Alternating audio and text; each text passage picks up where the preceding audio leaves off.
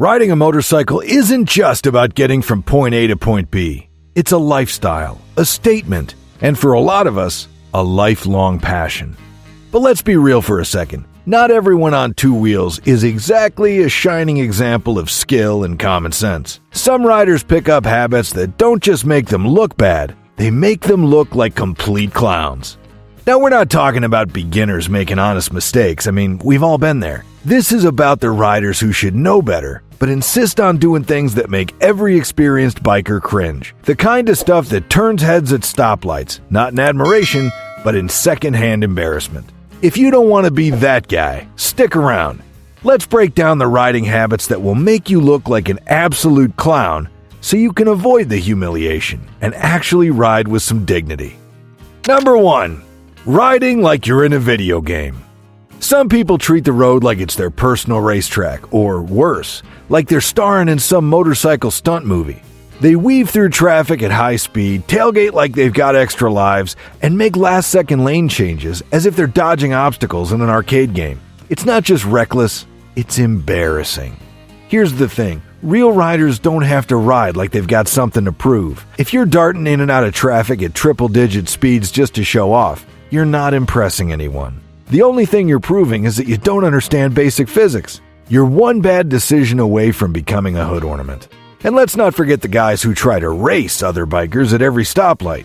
Just because another motorcycle pulls up next to you doesn't mean it's go time. Not every rider's looking for a showdown, and honestly, most of them are just rolling their eyes at you behind the visor. If you want to ride aggressively, take it to the track. If you want to ride on the street, ride smart. Because trying to be a hotshot in traffic is a great way to win a one-way ticket to the hospital or the junkyard. Number 2. Treating your bike like a lawn chair at every stop. You've seen them. The riders who roll up to a stop, plant both feet on the ground, and then just sit there. Legs sprawled out like they're waiting for a waiter to bring them a drink. It's as if they forgot they were on a motorcycle and thought they're lounging in a recliner instead. Look, I get it. Sometimes you need a breather. Maybe you're riding in traffic or you're stuck at a long red light and you just want to relax for a second. But when every stop turns into a full-on leg stretch session, it makes you look like you got no control over your bike. A skilled rider doesn't flop their legs out like they're trying to air out their jeans.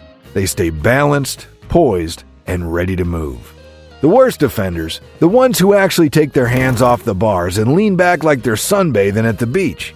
Not only does this look ridiculous, but it's also dangerous. You never know when an inattentive driver behind you is about to do something stupid, and if you're caught off guard, you're going to have a hard time reacting in time. And don't even get me started on the riders who drag their feet for half a block before putting them up. Are you riding a motorcycle or Fred Flintstone's car? The whole point of riding is balance. Can't take off smoothly and get your feet up quickly? You need to work on your low-speed control. A real rider's always in control of their bike, even when stopped. If you want to look like you know what you're doing, keep your posture right, be ready to move, and for the love of all things fast, don't sit there like you're waiting for room service. Number 3. Forgetting you have turn signals, or using them like an afterthought. Motorcycles come with turn signals for a reason, but apparently some riders think they're just decorative. You've got the ones who never use them, the ones who turn them on way too late, and worst of all, the ones who leave them blinking for miles like they're leading a parade. Let's start with the riders who never signal. These are the same people who assume everyone else on the road is psychic. They change lanes, make turns, and merge without a single flick of a blinker, as if cars should magically know where they're going next. That's not just dumb, it's straight up dangerous. If a driver doesn't know your next move, they can't react properly, and that's how you end up in their fender. And then you have the riders who wait until the last possible second to signal. They'll be blasting down the highway and then suddenly slam on their brakes and throw on the blinker mid-turn. Oh, so now you want to tell everyone where you're going. It's too late, buddy. The whole point of a turn signal is to warn people before you move, not as you're already halfway into the other lane. And finally, there's the riders who turn on their signal, but never turn it off. They'll change lanes, straighten out, and keep riding for miles while their blinker just blinks, and blinks, and blinks.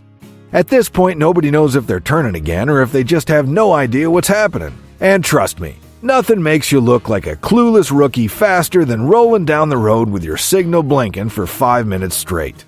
Good riders communicate. They make their intentions clear, they use their signals properly, and most importantly, they turn the damn thing off when they're done. Number 4. Riding with one hand like you're in a music video. We've all seen that guy. Cruising down the road with one hand on the bars and the other just, dangling in the wind like he's posing for a magazine shoot. Maybe he thinks he looks cool. Maybe he's trying to act relaxed. But in reality, he just looks like he has no idea what he's doing. Now, don't get me wrong. Every experienced rider takes a hand off the bars once in a while. Adjusting a glove, stretching a cramp, or giving a rider another wave. That's normal. But there's a big difference between momentarily taking one hand off and riding like you're lounging on a couch. Some of these guys will rest their arm on their leg like they're watching TV, or worse, sling it over the gas tank like they're hugging their bike mid-ride. And don't even get me started on the ones who ride no-handed for extended periods. You might think you look casual, but what you actually look like is a future crash statistic. Riding one-handed severely limits your ability to react. If something happens, a sudden pothole, a car cutting you off, a gust of wind, you've just lost half your ability to control the bike. And if you're one of those riders who casually lets go entirely on the highway, congratulations, you've officially entered clown territory. Motorcycles are meant to be ridden, not used as armrests. Keep both hands on the bars where they belong. Looking cool means nothing if you end up being scraped off the pavement. Number 5. Leaving your kickstand down and trying to take off. Nothing screams rookie mistake louder than rolling forward only to have your bike come to a sudden, embarrassing halt because, oops, you forgot to put the kickstand up. Bonus points if you actually manage to tip the bike over in the process. Look, we've all seen it happen. Maybe you're distracted, maybe you're in a hurry, or maybe you just didn't do a basic check before taking off. Either way, riding off with your kickstand down makes you look clueless, especially if your bike lurches awkwardly to one side before you realize your mistake. Modern bikes have safety switches that cut the engine if the kickstand's down when you shift into gear, but older bikes? No such luck. If you forget to put it up and lean into a left-hand turn, congratulations. You just converted your kickstand into a roadside anchor. Best case, you get a sudden violent jolt that nearly throws you off the bike. Worst case, the stand digs in, sends you flying, and leaves you skidding across the pavement like a bad action movie stunt.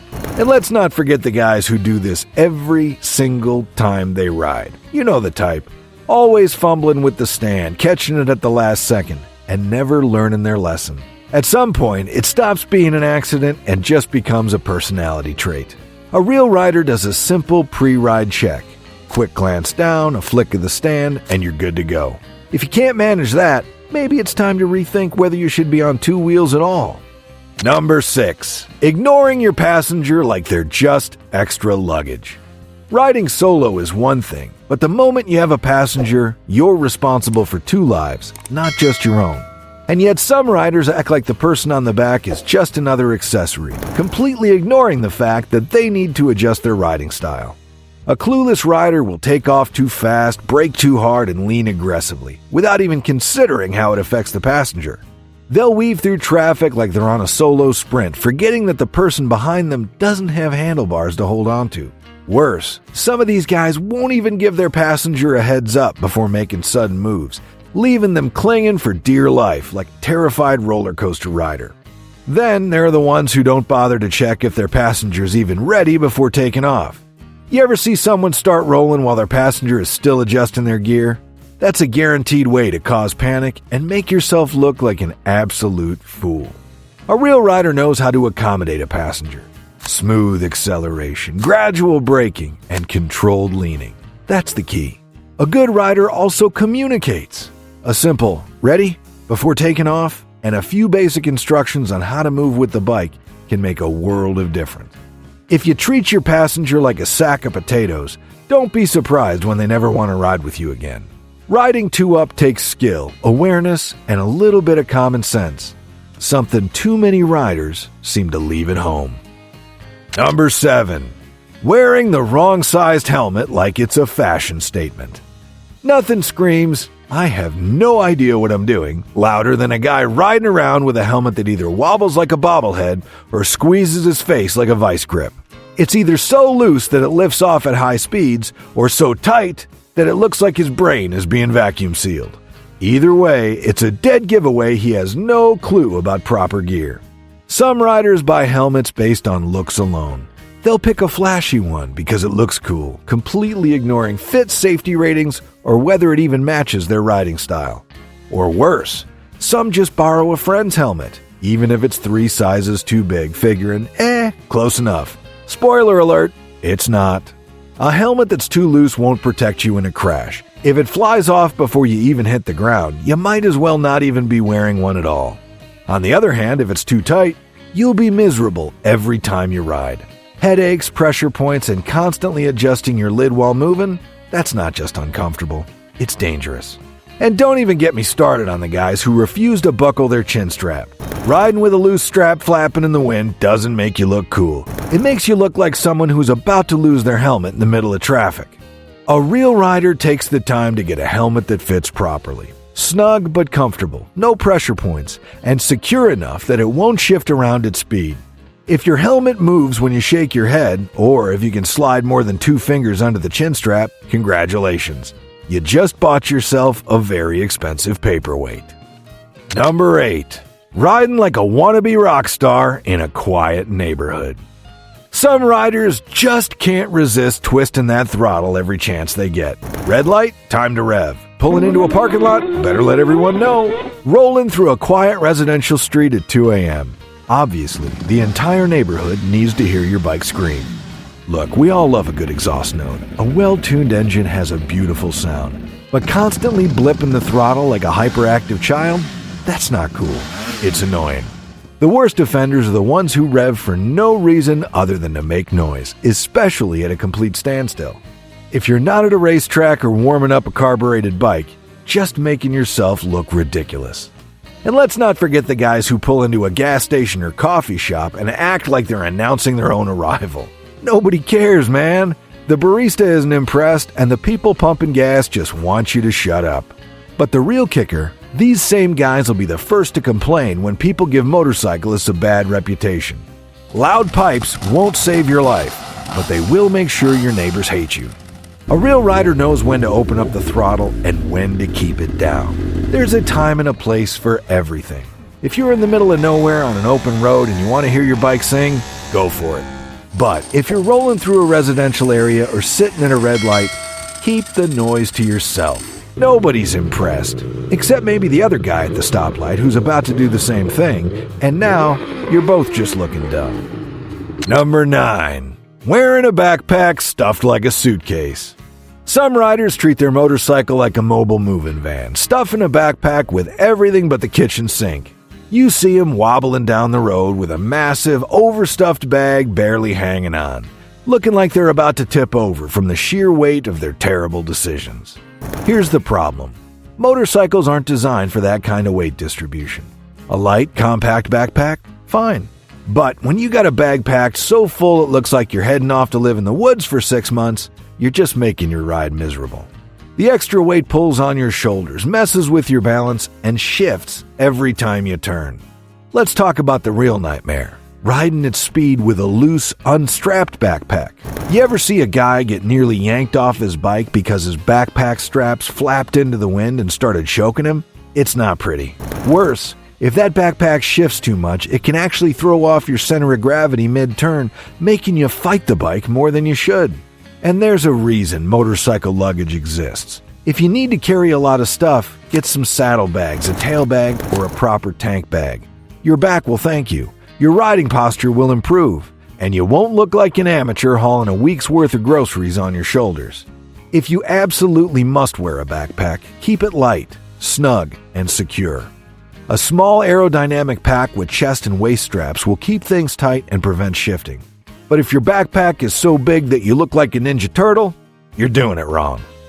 Number 10. Wearing gear that makes you look like a Power Ranger at a coffee shop. Listen, I get it. You just dropped a fat stack of cash on full race leathers, knee sliders, and boots that look like they belong in MotoGP. That's great if you're actually heading to the track. But if you're just rolling up to your local coffee shop or cruising around town, you look ridiculous. There's a big difference between wearing protective gear and overdoing it to the point of looking like a cartoon character. Some guys will go all out, dressed like they're about to set a new lap record, just to ride 5 miles to grab a latte. Full-body racing leathers on a 30-mile-an-hour city ride? Overkill. And it's not just sport bike riders. Cruiser guys have their own version of this. Dressing like they're starring in a Wild West movie, covered in fringe, chains, and a leather jacket that weighs more than their bike. Riding gear should be functional, comfortable, and appropriate for your ride.